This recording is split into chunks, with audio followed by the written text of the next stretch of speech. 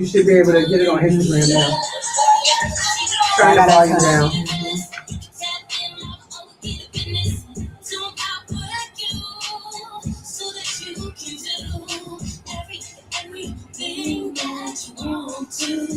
Kicking it with no challenge, listen. Conversations don't pick a winning. Sunday nights at 10 p.m. On the urban heat, just calling. Conversation with Coach La La La La La La. Conversation with Coach La La La La La La La.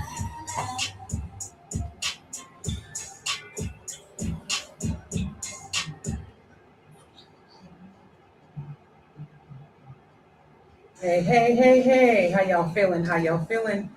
Welcome to another episode of Conversations with Coach Love. Hey, y'all. How y'all feeling out there? Happy Sunday, everybody. It's been a busy week as usual for me. Want to give another shout out to Mr. Marv Neal. Last week he had a birthday. I forgot to say that last week because there was just so much going on. Y'all know I had my cousin who passed away last week. We just had a lot. It was a lot happening. This has probably been a slower weekend for me. I got a chance to just kind of kick back and relax. I've been binge watching some shows. I've really been in my soft girl ever, soft life, you know.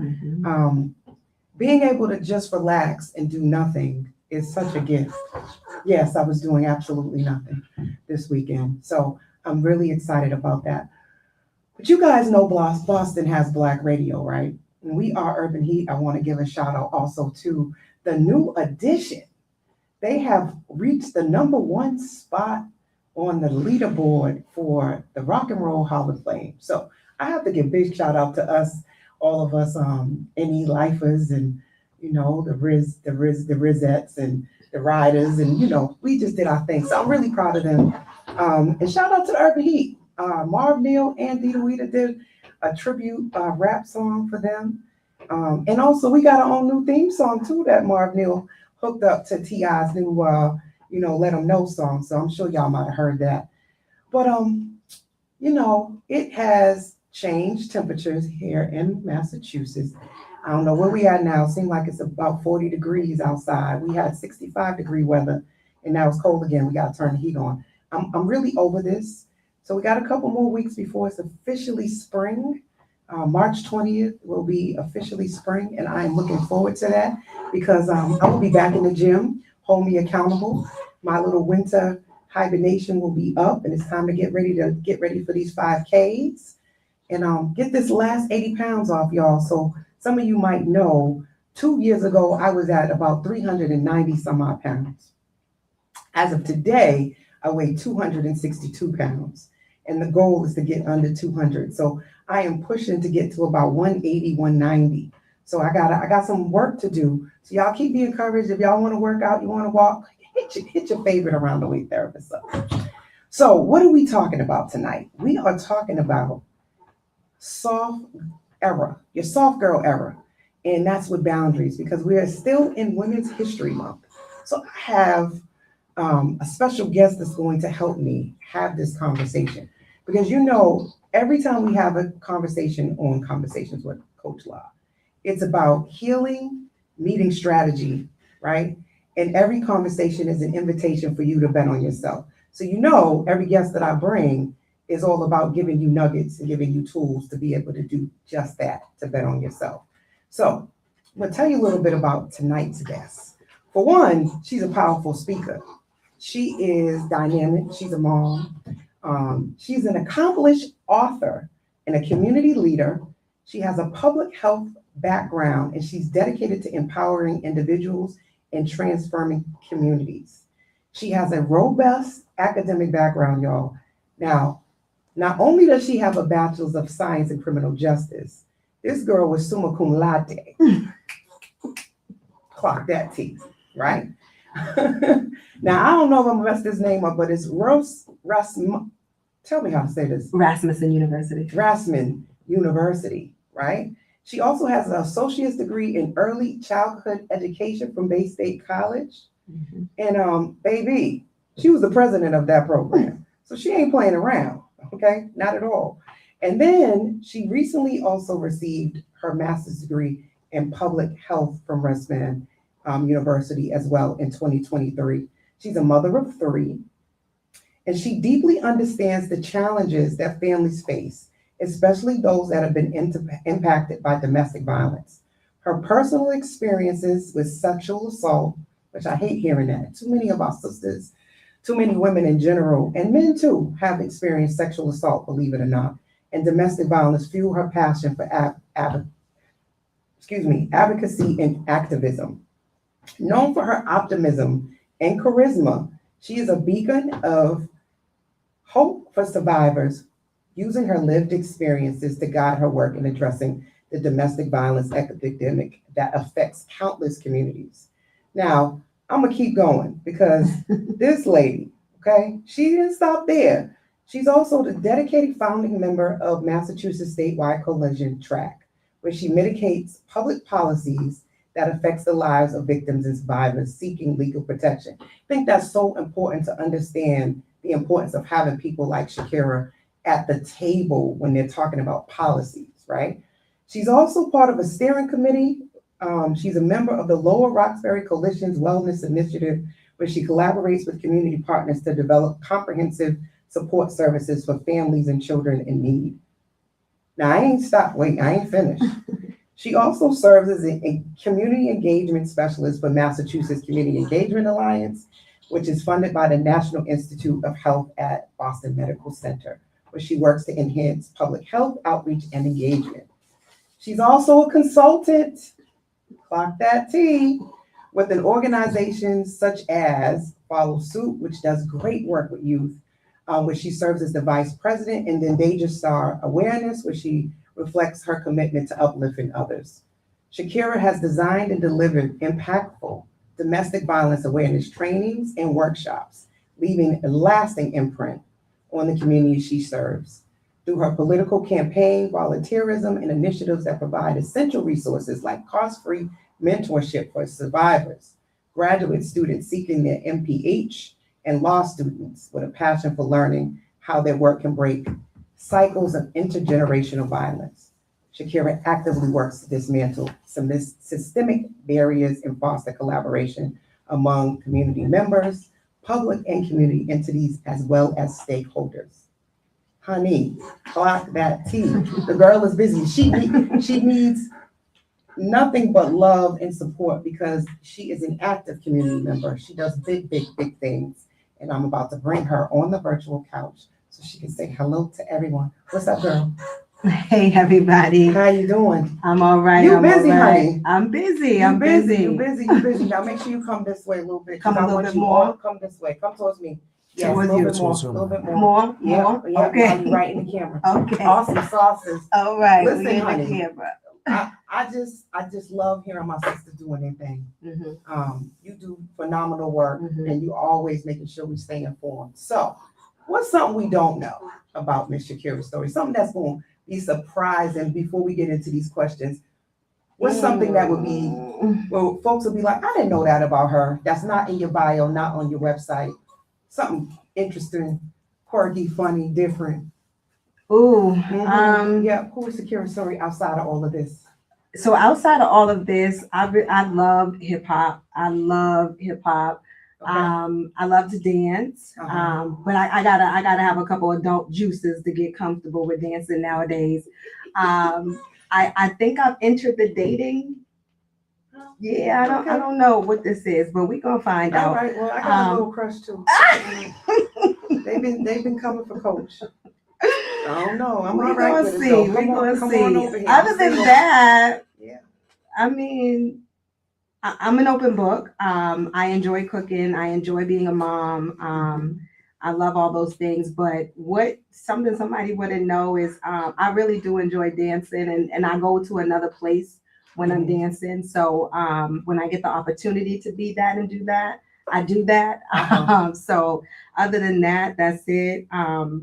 Okay, so this is a little bit off topic. Mhm. What's the most ratchet song that you dancing to right now? Oh, what's that song? Take me through that. Take me through that. I like that one too. I like that one. What's that new one by the baby? Shout out to Shanta.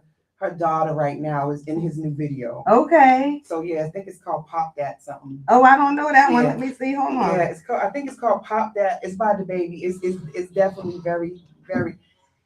Listen, y'all, all y'all young people, we can't talk. You know, they got this trend going on right now. Mom, what was you like in the 90s? Mhm. Just know our music was just as bad. Yeah, You know, yeah, my father yeah. was like, hold up, you can't play that. Put it in your what? Yeah. You know. Well, that's one of my You favorites. know, so you said those lips and what? That's one of my favorites too.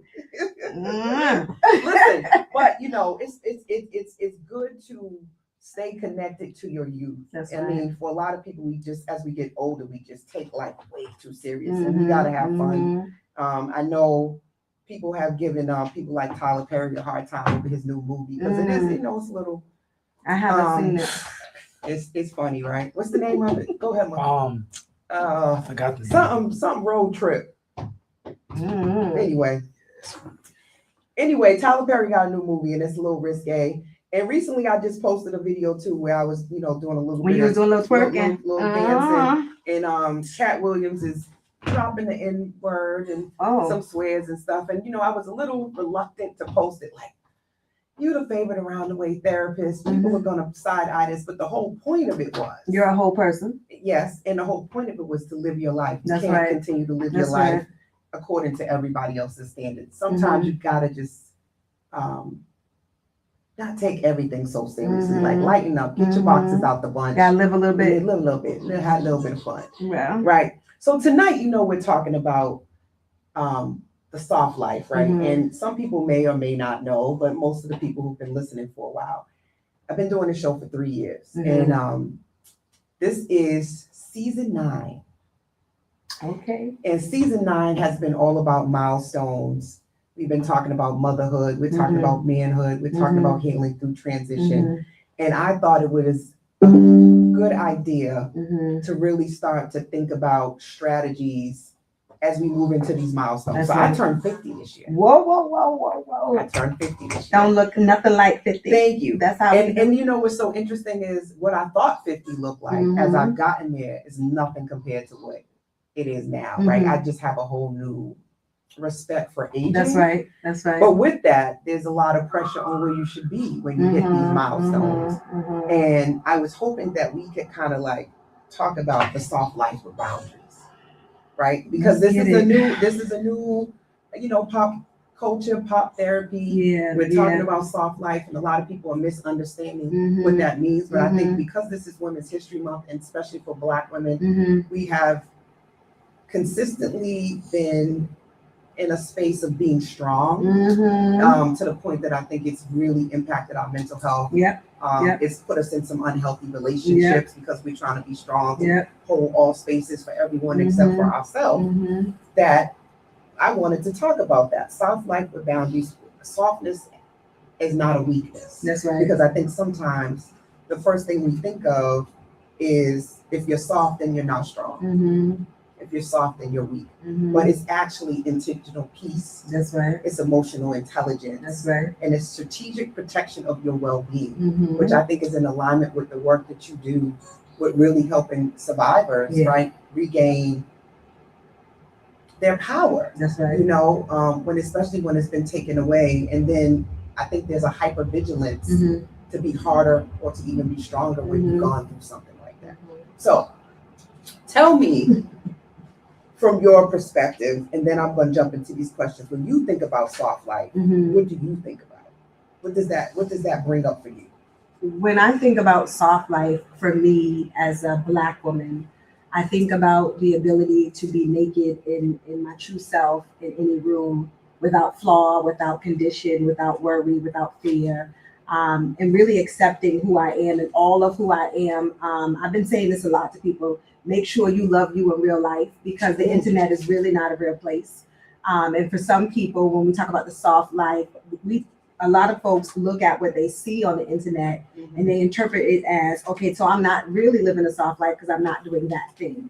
The soft life is really what you choose to do, whether it's sitting on your, couch for the weekend, like you said, and doing nothing. It could be that, or, embracing something that is, something you thought about that you didn't think you could do on your own. I think that's part of the soft life, because a lot of times we've been conditioned to believe we can't go too far without having company, whether it's a friendship, a sisterhood, a relationship. And so I just been cool with just doing me by myself. And that's honestly been a part of my soft life, putting on my low candles, closing my door, and just being to myself. So it looks different for everybody. I think that's a great point, that it is not just about doing the thing, because you'll think it's about trips, spending money, or someone coming and taking care of you, and you sort of not having to take care of yourself. And I think that sends a different message, right? Like, I want to be in my soft girl era, and it's always connected to a romantic partner or partner right. coming in and making your life easier, right? But how do you make your own life easier, right? So let's talk about your personal journey. One of the things that I wanted to really understand is your work in the public health and the advocacy. It's deeply personal, right? And I know that there's a lot of reasons why you're in that space. So how did your lived experience really shape your work, the work that you do today? When it comes to my personal journey, for me, this is passion work, right? It's both a personal journey and it's also a spiritual journey. My lived experience definitely shapes 100% of what I do. I have been an open book about my experiences as a victim of child sexual abuse, and also experiencing intimate partner violence as an adult. And those experiences really shape my idea about what relationships mean, and how they carry you through, and also to how you see yourself. Because I also have to recognize that I played a role in how long I stayed, right? Because like to your point you made earlier about wanting to, or thinking that you could do all the things and somebody was going to love you a little hard if you just did a little more. But for me, it was all of those things. Also to navigating these different systems, whether it was the criminal legal system, the child welfare system, just trying to find safety. Those are some things that, contribute to this personal journey. More specifically in 2017, when I was finally able to be okay with being open about what was happening to my children and me, I was then forced to live these dark truths out loud. And that was a hard thing to do. As a Black woman and someone who was perceived to be strong and had it all together, I now have to say, I'm going through this thing and I need help to get out of it. That was a struggle in and of itself. That forced me to, identify myself first and where I stood in this, and really being able to look at me and be honest with myself. And then having to really look at my children and recognize the harm that was caused to them. And then having to navigate between, did I cause this 100% on my own, or what role did I play and what role did the individual play? So those were things that really drive this personal journey, because I don't want anybody else's child to have to go through what my children went through. And then also too, just, I've been saying this a lot lately, recognizing the people who came when I was in darkness, right? And being able to be that beacon of hope for somebody else, and helping someone else to realize that there is life on the other side. But for me, I always wonder, what do people see when they look at me? Because I hear a lot, you're Superwoman, you can do all things, you don't go through nothing. They think my life is just perfect. It's really not. I'm really just a human, and I'm still going through a lot of things. So this work has really caused me to look at myself as a whole person, and really look at how I got here, regardless of the accolades and all the things that you said with my bio. It took a lot of self-work. It took a lot of self-work. It took a lot of being okay with people being wrong and loud and wrong about me, and having these wrong ideas about who I am and who I used to be compared to what I went through. Some folks said, oh, she used to be this. She used to always be fighting. I don't believe her. It happened. It's true. Right. And I don't owe anybody an explanation. So this work is deeply, deeply personal. Thank you for sharing that, Shaquera. I think a lot of us, because I too have a background of going through a domestic situation, violence.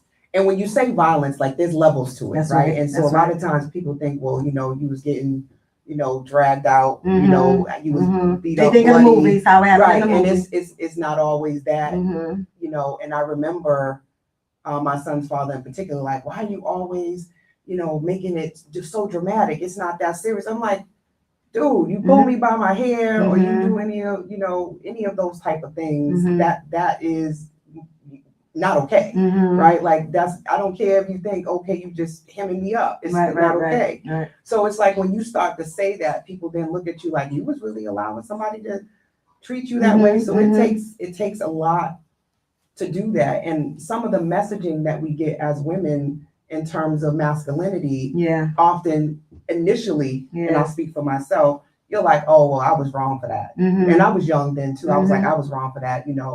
He won't do that again. I just gotta, Mhm. make sure Mhm. I'm not disrespectful. Right.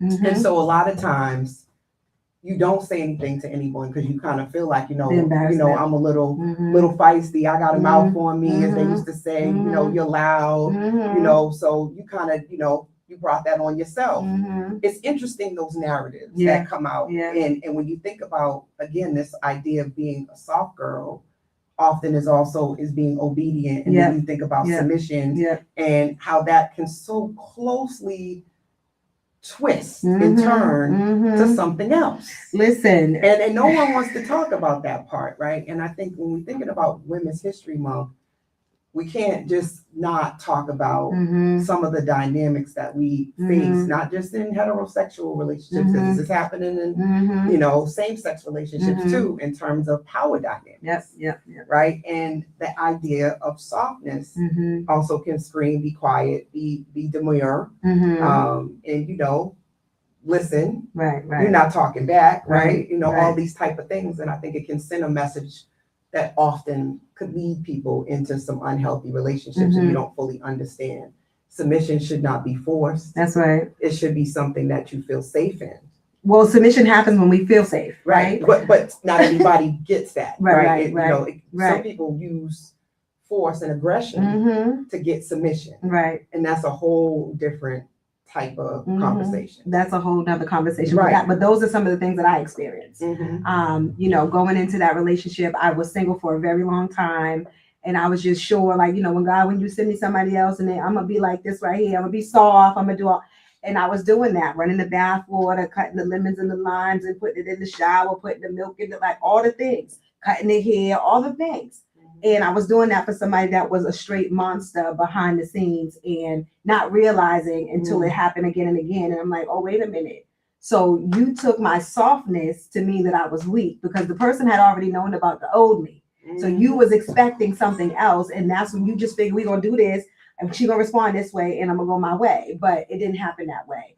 To your point, for some people being soft, they perceive it as we're weak. And that's not it. Because right now I'm in the most softest girl ever. Like you cannot get me to, unless you do a certain thing. Other than that, you can have it.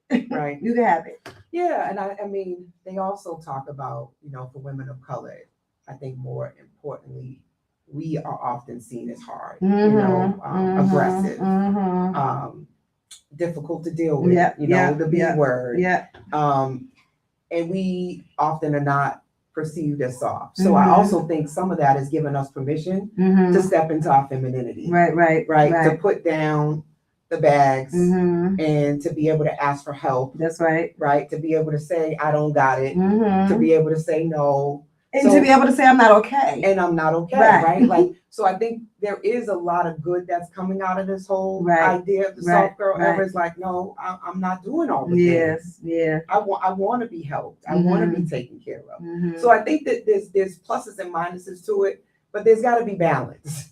Yeah, we got to have balance because at the end of the day, if you're not happy in what you're choosing, then it ain't gonna work, right? Yeah. And then that's where we start to go into behaviors and ideas about ourselves that we are trying to overcome because we're trying to do something different. But if you can't see yourself outside of what you were and what you were accepting, then how can you envision having better? Right. The other piece is for a lot of women that I've been talking to, it's like, I've never been able to be a soft girl. I've been hard my whole life. I don't know how to do it. How do you start? Yeah. And a lot of times they think how you start is, okay, in my next relationship. And it's like, no, baby.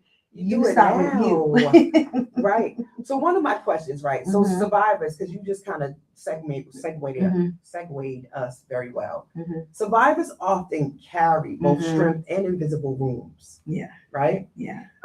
Because it takes a lot to be able to even get on the other side of this. Mm-hmm. What does healing look like beyond survival? Because I've been talking about this in trauma survival. Sometimes those things become shields. Yeah. And we get stuck there. Yeah. And we're becoming more of a society that we explain everything through a trauma lens. And I think that that's not allowing people to grow, because it almost is another way of saying, this is just why I'm like this. Mm-hmm.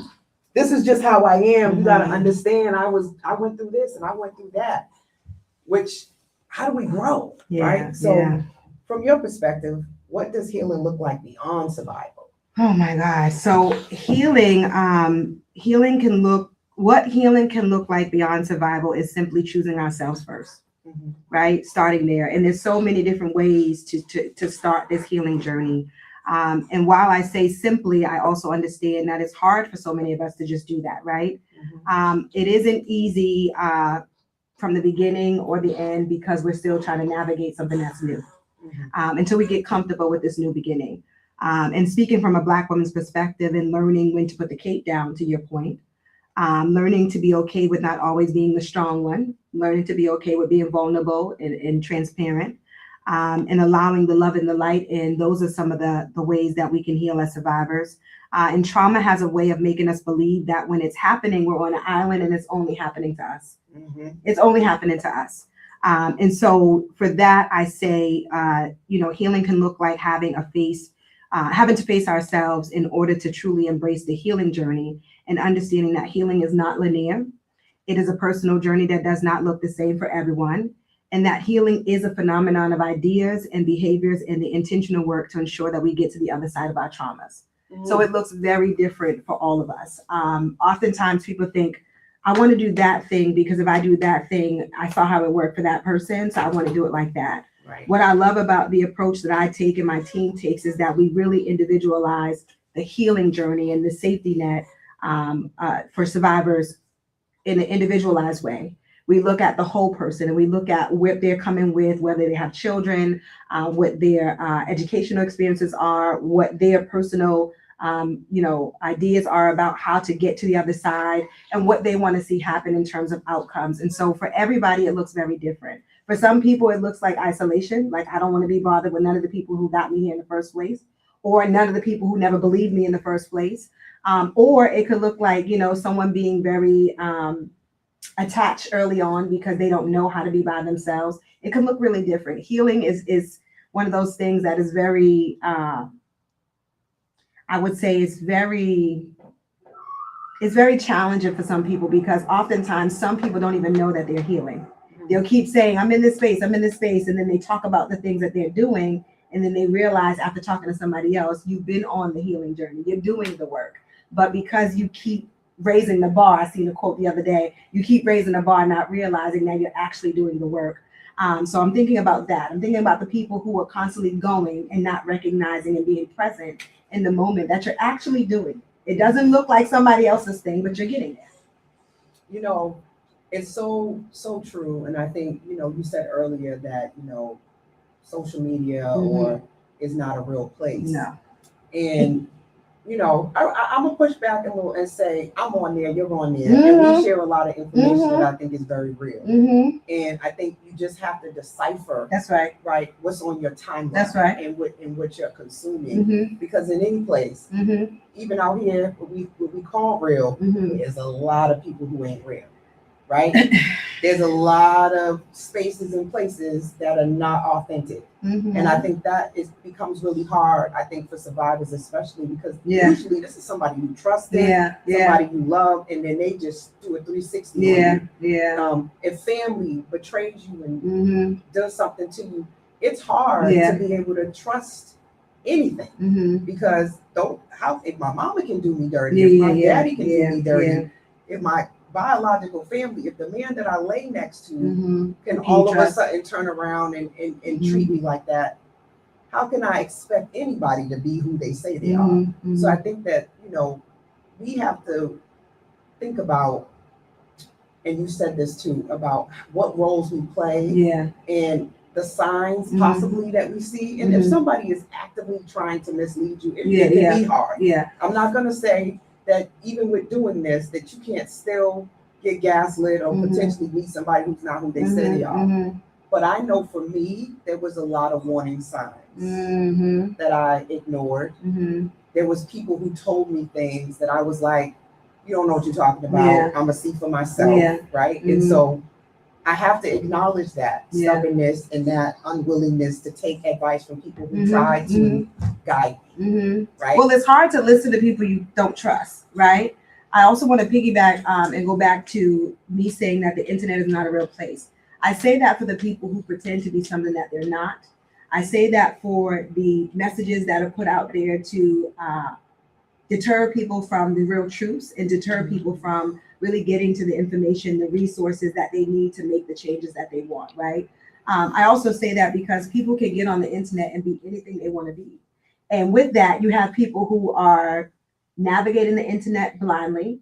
And so they start to believe things because if you got 50 people saying you that person, the people believe you that person. And so that's why I say the internet's not a real place. I also should have said that you have to do your homework because I'm on there all the time and I'm sharing updates because I have people who follow me in real life.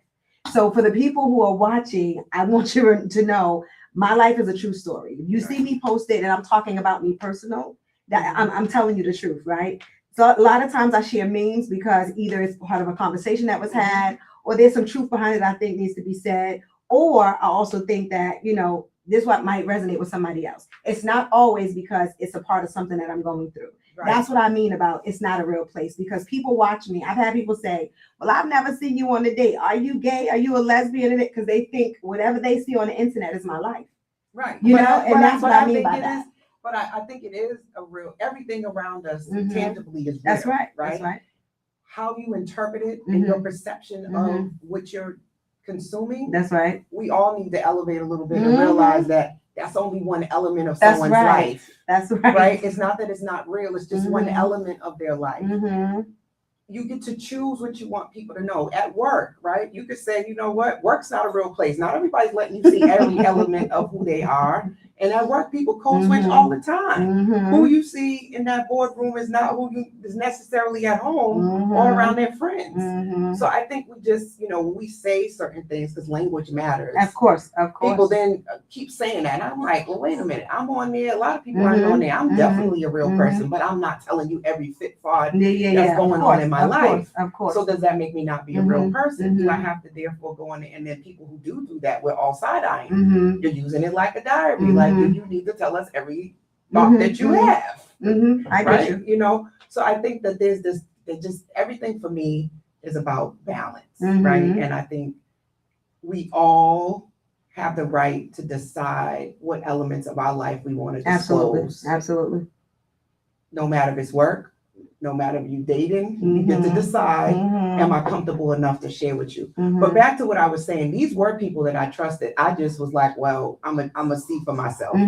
That's just the truth. Yeah. Like I've always been not with everything, but relationships more and more. I'm like, well, I'm gonna give them the benefit. If you tell me I can't do it, I'm gonna do it. I'm gonna give them the benefit of the doubt, right? Like I hear you, but I haven't seen that yet. I want to give them, let me figure it out. And then I'm like, damn, they told me.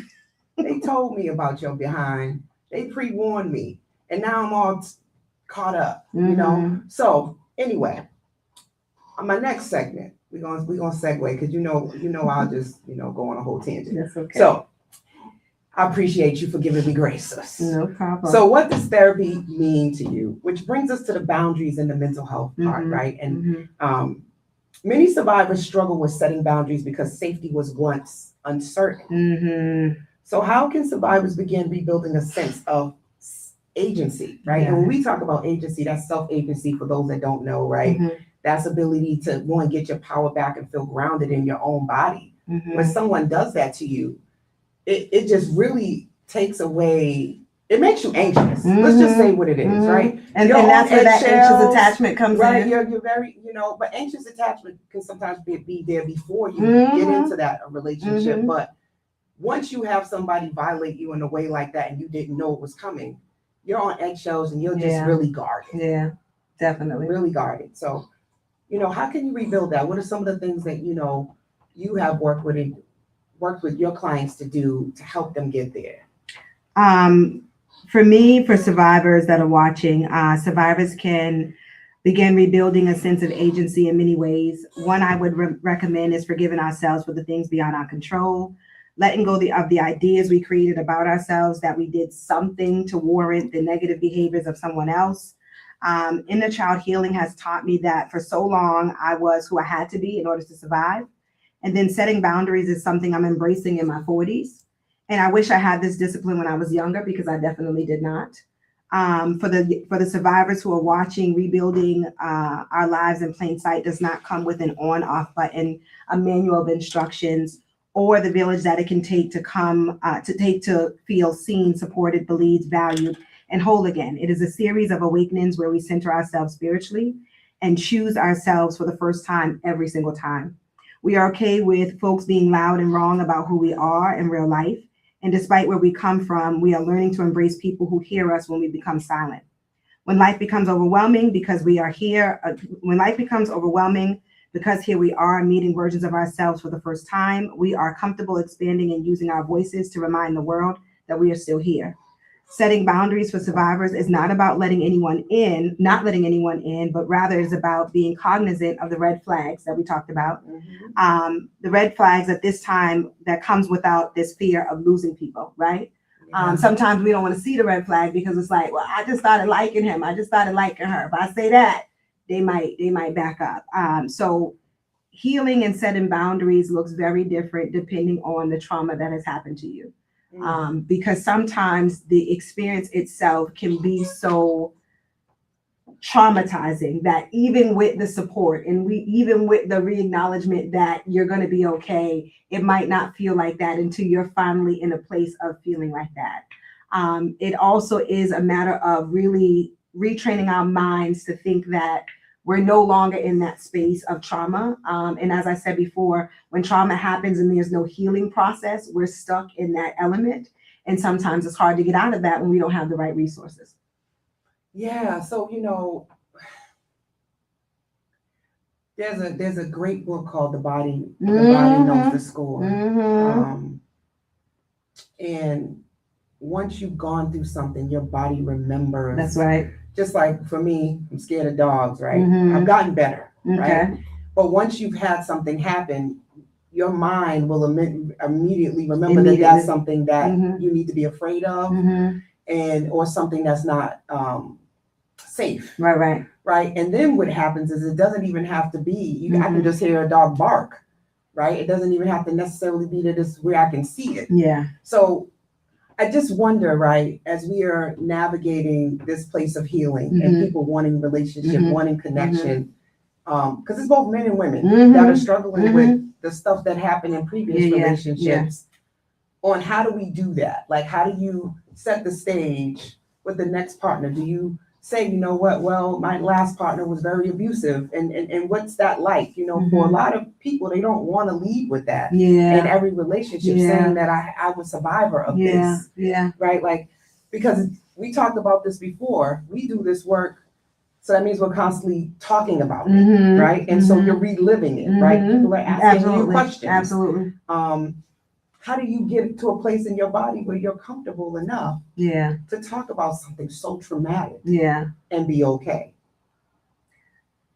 That's a hard question because it requires work, right? You have to be willing to do the work. For some people, and I can speak for myself, there's still some things that trigger me. Sudden loud noises, I cannot do still. I'm just now being comfortable being in a dark room, closing my door. I still cannot be in a basement. My son coming from behind me, I'm okay a little bit now.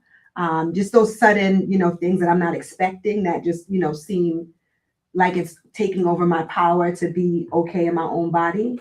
That's a struggle, right? And it takes some time to get there. Will it ever go away? I don't know. Right. Am I doing the work? Absolutely. Well, can we talk about what's some of the work that you do? I know as a therapist, some of the things that I work with clients on, really being able to breathe, That's right. right? Mhm. Similar to me noting, okay, this Mhm. dog is all the way up the street. Yeah, yeah, It's on a leash. yeah, It has an owner, yeah. right? It doesn't look vicious. Mhm. Okay, breathe. Mhm. Like I have to do cognitive Mhm. restructuring Mhm. and reframing Mhm. to remind myself that I've already gotten through that. Yeah. I've survived 100% of my worst days. That's right. That's right. That happened when I was like 7, Mhm. and it was a little chihuahua, and it just grazed the back of my leg, and it didn't get no blood out. Like, but I just remember, Yeah.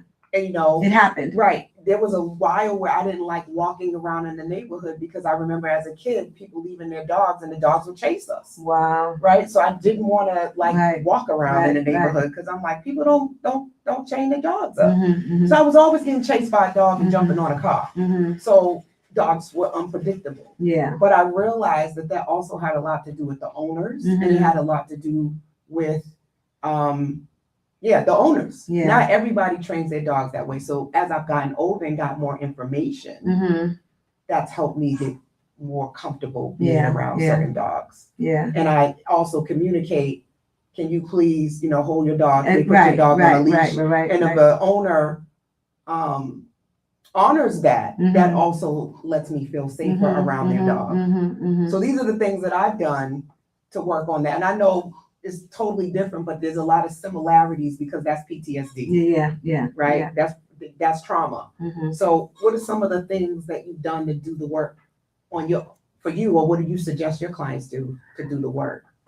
Recognizing that you're in a safer space, that the individual who caused you harm is not in the space, and also recognizing that you can self-advocate, and setting those boundaries and doing that vocally, right? And you can do it, in body language as well. But knowing that you don't have to allow anything in your space that's going to compromise your safety. That's the first thing. Oftentimes you hear me say to people, use your voice, right? I want to help you to navigate, but I cannot speak for you. So being able to say, actually, I don't like that, or that's not what I said, or I rather this and not that, or I require these things to feel safer or to get where I'm trying to go in terms of my survivorship. And so self-advocacy is number one, and that's whether you're a survivor or not, right? Being able to speak up and say, actually, this is not going to work for me, or, that was fine until it's not. The other piece is you spoke about the breath work. I can tell you when I first started working out, my trainer would be like, breathe, and I'm not realizing that I'm holding my breath and not breathing. And that all is a part of that PTSD and trauma. So knowing your triggers and how you respond to certain things, I think that's also helpful in terms of like how to get to this place of feeling safe in your own body. And then also too, being okay with not being in places that trigger you. Being okay with not going to those places that remind you of the trauma that happened. Even to this day, I'm on a certain highway. I'm like, oh, I remember this right here. And I have to remind myself, he's not here. You're safe. You're going where you're going on your own, and you're going to get back home safely. So it's having those pep talks with yourself. And oftentimes I refer that to people as whoever you were at the time of that trauma, talk to that person and remind them, we're going to get through this. We're going to be fine. We're going where we're going, or whatever the case may be. So that way you can understand in that moment that you're safe and you're okay. The breath work works, counting, humming, swaying, just different things. But again, it varies for different people. Right. Great point. So the takeaway really is around learning self-regulation. That's right. Tools, and That's really reminding yourself that you are a survivor. I mean, you're a thriver. That's right. I like to say. That's right. So in your advocacy work, and we kind of touched on this already, we're often holding space for other people's pain, right? As a therapist, I'm doing that. And as an advocate, you're doing that often. So how do you protect your own mental health by doing this work? More and more these days, I'm saying I can't do something that I'm not willing to do. That's going to compromise my time as a mom. That's going to compromise my time to self-care, or even just my time to just pause. Because to your point, we often are carrying people so much that we don't know how to pause. And so I've learned to be okay with not being the one who has to answer the call all the time, deferring my excellence to somebody else. And I have an amazing team. So I'm able to fall back on them, and our team continues to grow. So knowing that I can breathe and I can sleep at night. Our phone line rings 24/7. And after a certain time, I'm able to be like, okay, I don't have to worry about it. Even though I still check it, But knowing how to set those boundaries for myself, because I know what I require. I know how much sleep I need. I know I need to eat. I know I need to prioritize myself. And so those are some of the things that I'm doing, but really allowing the folks around me who truly love me and see me to do the things that they want to do in terms of helping me to carry the load, because it's a lot. It's a lot of work. It's a lot of up and down emotions, because to your point earlier, we oftentimes have to relive what we've experienced when we're talking about it for so long and going over certain things. So I've learned to listen to the individual and not start to conceptualize, okay, I remember that. I remember it's not about me in the moment, right? I'm working with this individual and we're focusing on them. And so that's been very helpful. And that's been over the last few years, but it's gotten better, because you can't help but think about, I was there and then I did this. Oh my God, no. Especially when they're talking about a resource that caused you harm and they're telling you that same resource caused them harm. It's hard to differentiate the two in terms of pulling yourself back. And so for me, there's been a lot of pulling myself back. My son is here with us tonight. I get my little Ben and Jerry's and line them up in the freezer, and I have my special occasions when I have them. I'm gonna have one tonight, as a matter of fact. But it's learning to be okay with not doing all the things. I love that, and I have to agree. As a therapist, I decompress a lot. I do nothing. I sleep.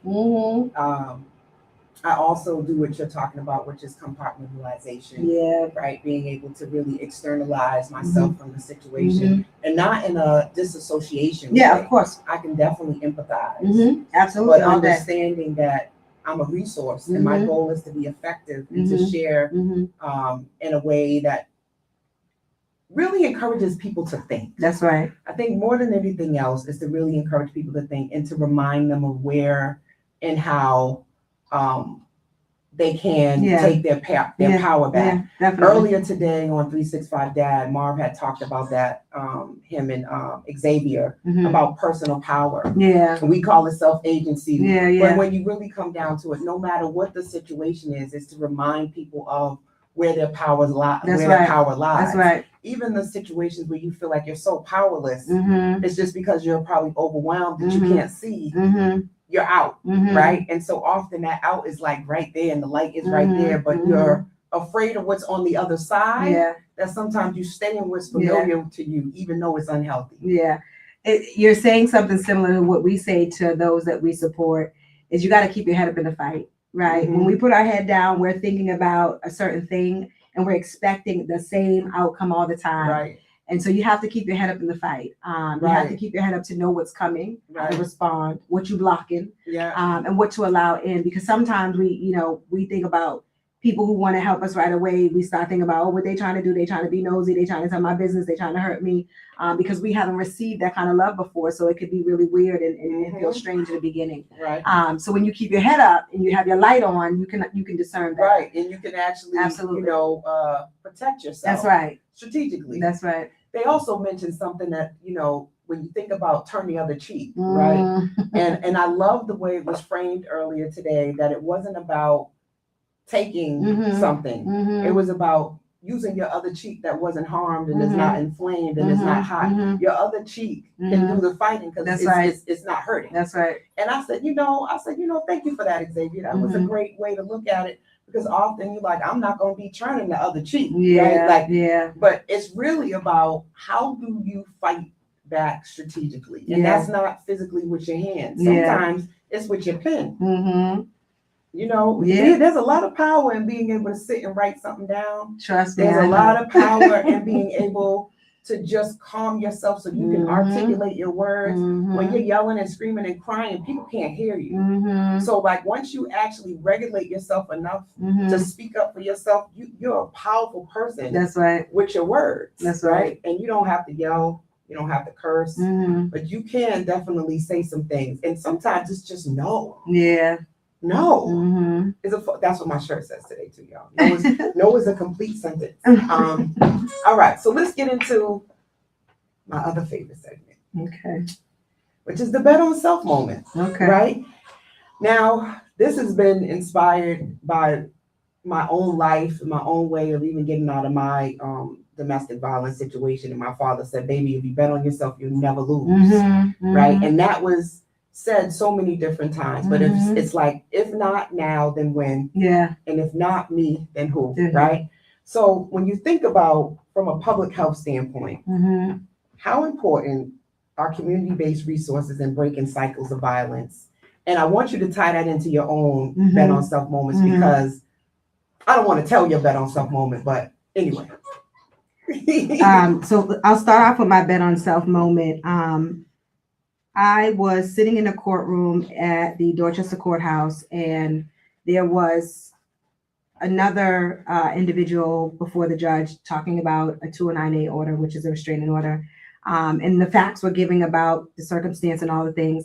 And I'm turning to my attorney and student attorneys, and I'm asking questions that they said most people in my circumstance don't ask about somebody else. Like, I was trying to figure out why this was happening to this person in this way, while here I am going through the same things. And so one of the student attorneys turned over and he looked at me and he said, "I think you should be a lawyer." And I'm like, "Yeah, but why this is happening? Like, like what's going on?" And I didn't think anything about it. So when you talk about bet on self, when I was going through the domestic abuse, I was an early childhood educator. Been doing that for many years. That was my life. I loved it. I could do it with my eyes closed. Didn't think anything else needed to change, right? Or I needed to do anything different. When I was in the situation of navigating the criminal legal system and seeing what I was seeing, that's when I had to bet on self and listen to that former student attorney's words about becoming a lawyer. And that's when I decided, you know what, I'm going to go to school and study criminal justice. And I did that. You mentioned earlier graduating summa cum laude. That is one of the biggest bet on self, because I think it really gave me insight on what happens on the other side of these type of situations. We know the stories, right? We know how people get, abused, and it can happen to men and women and children. We know all that, but we don't know what it takes to actually have to make that call, file those reports, go back and forth to court continuously, and not be believed over and over again until something major happens, while it's all major, right? So that was my biggest bet on self, on top of, and early on, telling my story in the beginning, not knowing it was going to lead me to where I am today. So for me, that's one of my biggest bet on self moments. Classic woman too. Supposed to be there for you when you advocating for somebody. I was ready to be like, "Hey, what's going on? Like, why they not listening? Why they keep shutting her out?" But that's how it happened. And my student attorney was like, he just paused for a minute, like, "Yeah, you this is what you need to be doing, because you're asking questions that lawyers are asking," right? And I didn't even realize that that was happening. But anyway, when it comes to a public health perspective, and what that means for this work, it is one of those things where we have to really recognize that intimate partner violence is a social determinant of health, right? It is one of those situations where we cannot turn the other cheek and turn a blind eye to what is happening. We can no longer play as if this issue is not an endemic, that is not affecting everybody we know. We also need to look at where our resources are going. When we think about the issue of intimate partner violence and where people are going for resources, there's this very siloed community of where it's happening and where it's not happening.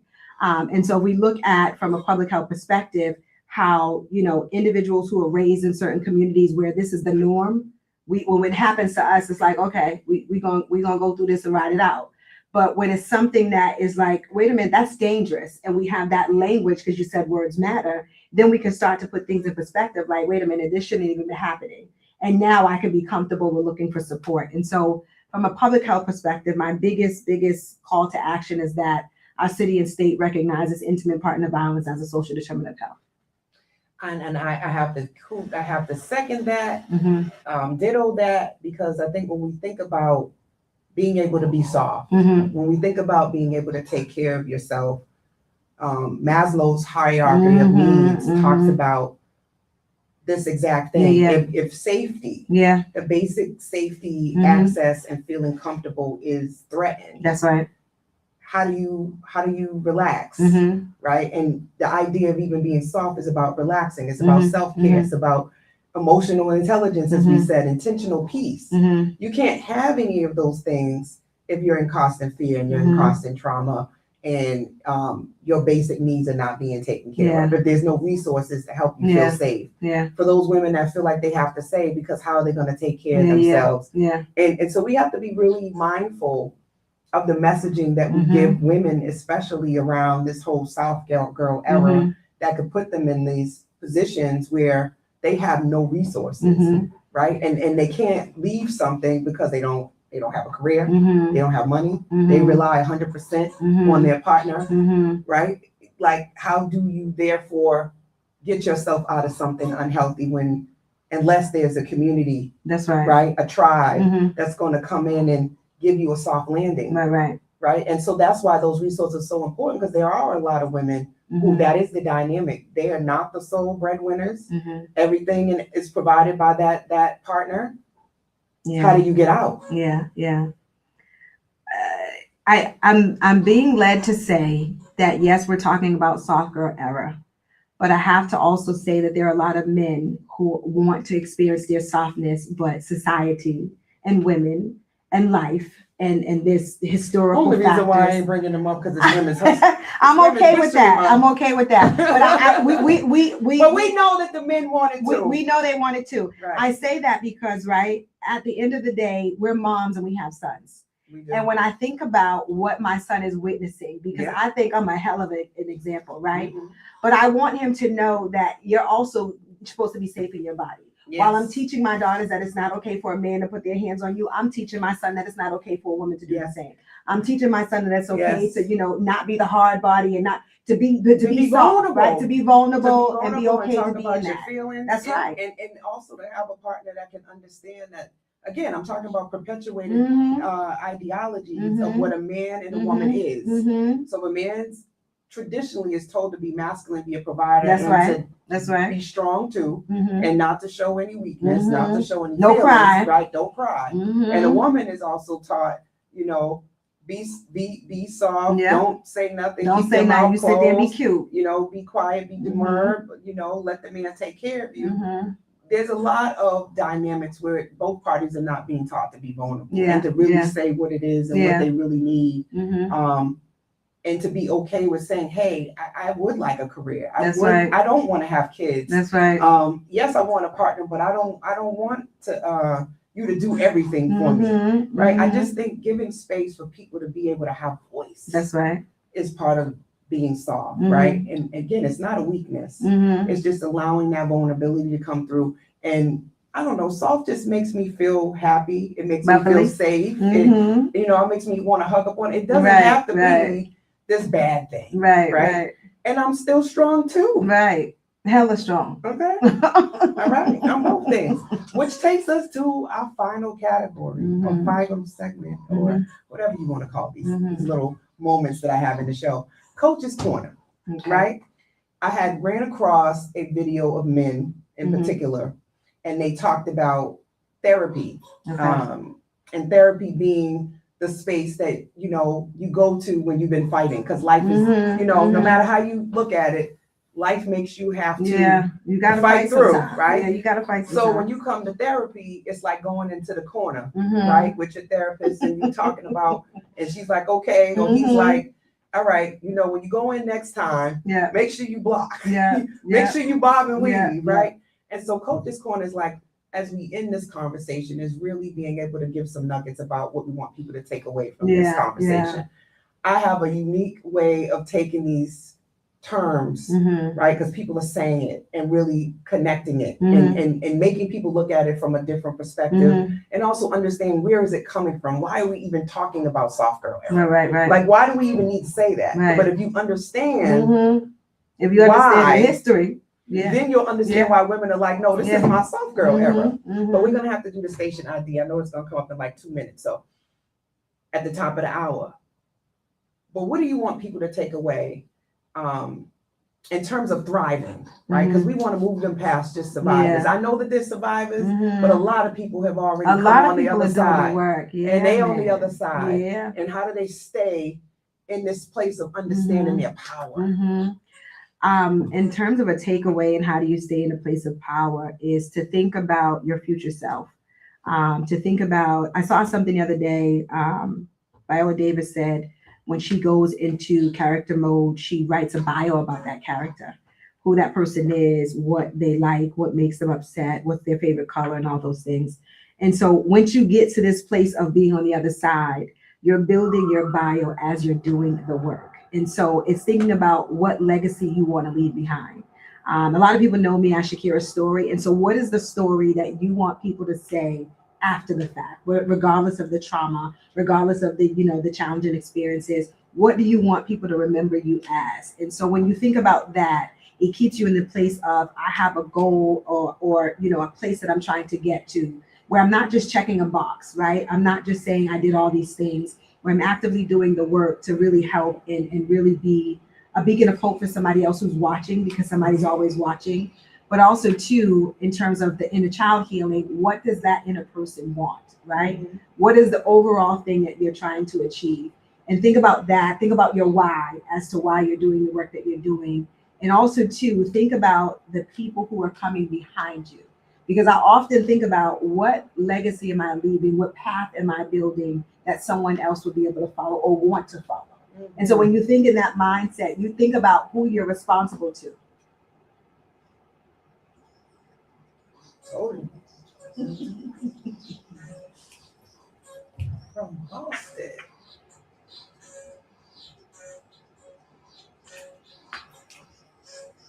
Yes, yes, yes. Shout out to Mr. Mark Harris. I miss you, and I hope you are healing and recovering well. So, yes,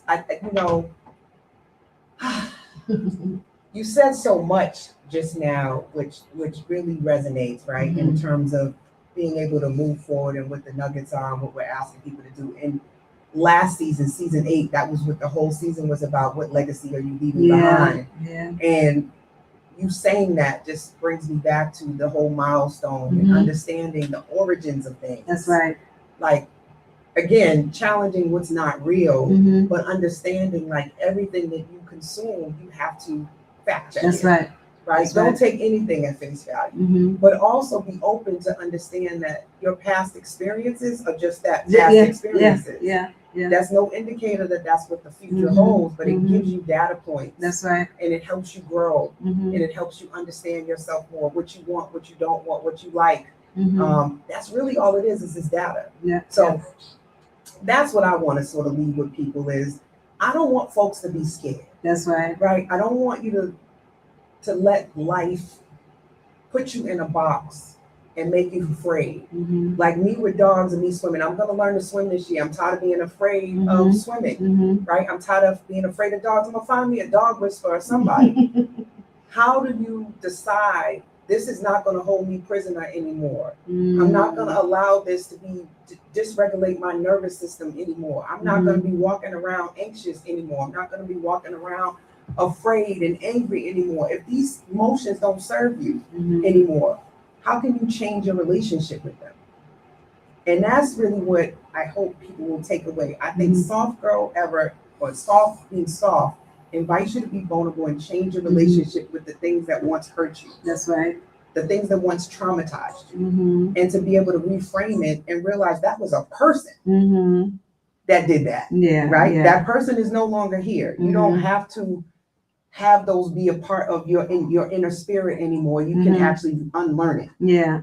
And going back to the places, and it doesn't always have to be physically going back to the places, but going back to the places where you cried the most, right? That thing that you worried about the most, and maybe writing about it, journaling about it, and talking yourself through it, that you've overcome it. And then, sometimes recognizing actually what happened, and then how you want to prevent it from happening again, can be helpful to make sure that you're cognizant of those red flags, whether it's relationship, work-wise, whatever, right?